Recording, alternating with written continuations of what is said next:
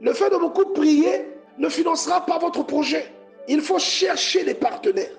C'est pourquoi vous voyez qu'il y a des pays où les gens ne prient pas comme dans nos pays, mais les pays sont développés. Vous voyez ça? Et ça donne même des excuses à ceux qui critiquent le christianisme et qui se mettent à dire que c'est parce qu'on est chrétien qu'on n'avance pas. Ils oublient, par exemple, que les États-Unis sont chrétiens aussi. Ils oublient ça. Que les États-Unis, c'est un pays chrétien. Ils font comme nous, ils vont à l'église, ils invoquent Jésus. Mais regardez comment ils sont développés. C'est juste qu'ils ont fait le discernement là où nous n'en faisons pas. Vous comprenez? Ils ont discerné que d'un côté il y a le travail, de l'autre côté il y a la foi. On ne mélange pas forcément les deux. Et Jésus nous en donne une illustration des évangiles. Quand il s'agit de l'impôt, il dit ne mélangez pas les deux. Il dit qui est sur cette effigie? César. Rendez à César ce qui est à César. Mais le problème c'est que nous sommes trop enfermés et limités dans la prière. Nous avons tout limité à la prière. Même l'éducation des enfants, tu n'éduques pas ton enfant, tu le laisses suivre la télé jusqu'à minuit. Mais tu pries, Seigneur, permets que mon enfant soit préservé des pièges de l'immoralité. Comment est-ce qu'il sera préservé des pièges de l'immoralité si toi-même tu ne veilles pas sur lui? Seigneur, fais qu'il soit toujours premier. Comment il le fera si tu ne contrôles pas son travail?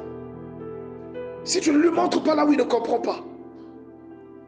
Et c'est l'erreur que beaucoup de chrétiens commettent. La plupart des chrétiens ont une confusion à ce lieu.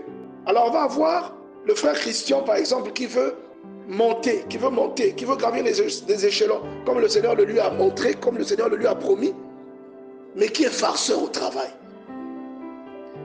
Il veut gravir les échelons, mais tout le temps il s'absente pour cause de maladie. Et quand tu vois bien, il n'est pas malade aussi lorsqu'il s'absente. C'est juste de la paresse. Est-ce que ce que Dieu lui a promis arrivera? Ça n'arrivera pas. Quelqu'un comprend de quoi on parle ici? Ça n'arrivera pas. Il faut que nous soyons conscients de ça. Ça n'arrivera pas. Le fait de beaucoup prier ne vous apprendra pas à parler l'anglais, à devenir bilingue. Il faut étudier. Mais si la prière résolvait tout, dans ce cas, quand vous finissez de vous laver, sortez, allez au travail sans vous habiller. Pourquoi vous vous habillez? Pourquoi vous devez, si Dieu doit tout faire pour vous, pourquoi vous vous habillez? Sortez, que Dieu vous couvre, comme il l'a fait pour Adam et Ève. Que Dieu vous confectionne des vêtements, sortez. La prière est la base de tout ce que nous sommes appelés à faire. Mais le problème c'est que nous sommes trop enfermés et limités dans la prière. Nous avons tout limité à la prière. Ce que vous recevez, vient-il de Dieu? Si vous n'y mettez pas votre contribution, vous allez échouer. Vous comprenez? La prière ne construit pas les routes. Alléluia. La prière ne construit pas les écoles. Il faut qu'il y ait des investisseurs. Il faut qu'il y ait des gens qui soumettent des projets, que ces projets soient validés. Et c'est le rôle des élus locaux. Alléluia. Et toutes ces dispositions ont été instaurées par Dieu. C'est pourquoi la Bible nous demande de prier pour les autorités.